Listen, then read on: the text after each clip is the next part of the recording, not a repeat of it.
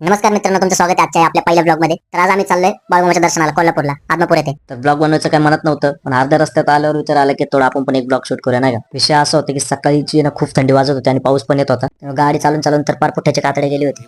पहिला म्हणलं चहा प्यायचा आपल्याला.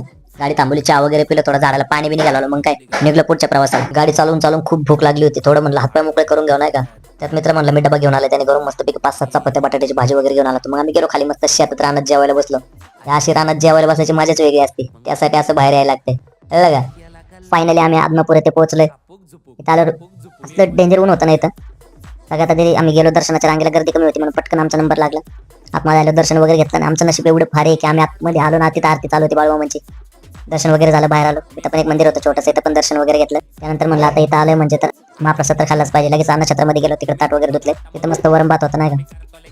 पोटभर जेवलो.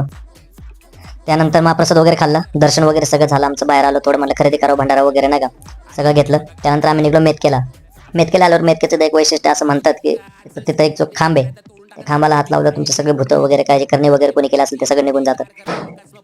मेतकेला तर आपलं दर्शन वगैरे झालं. त्यानंतर आपल्याला जायचं होतं महालक्ष्मीला कोल्हापूरला. तिथं आलो, तिथं पण खूप गर्दी होती, पण म्हणलं दर्शन एवढ्याला आलो तर दर्शन घ्यायचंच आहे काय पण करून. मग दर्शन वगैरे घेतलं, थोडं मंदिरात बसलो. बाहेर आलो, त्या काकांकडे आपल्या बॅगी ठेवायला दिली, त्यांच्याकडूनच प्रसाद वगैरे घेतला. एकदम भारी वाटलं. एवढं लांब आलो पण काहीतरी फायदा झाला, दर्शन वगैरे झालं, एकदम मग ते मन प्रसन्न झालं.